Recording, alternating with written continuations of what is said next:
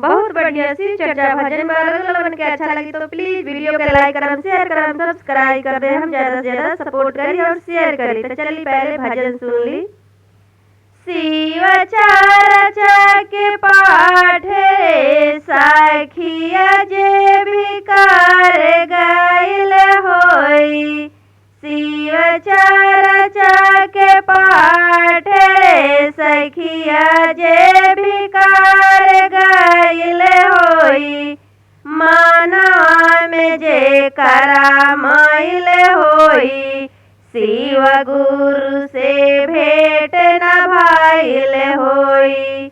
मानवा में जे करा माइल होई।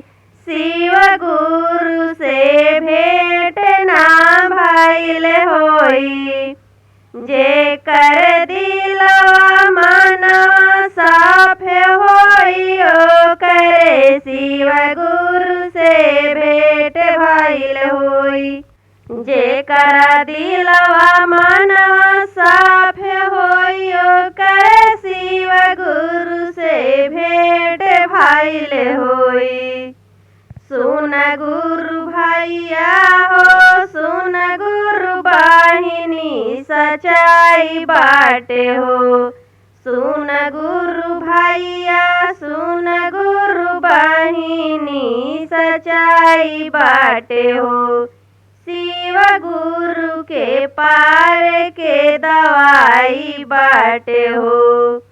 शिव गुरु के पावे के दवाई बाटे हो।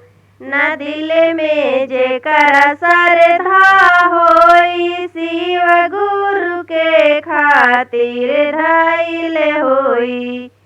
दिल में जे कर श्रद्धा होई। शिव गुरु के खातिर धइल होई।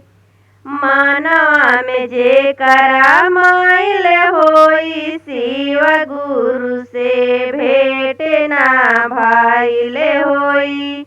मानवा में जे करा माइल होई। शिव गुरु से भेंट ना भाइल होई। हर हर महादेव।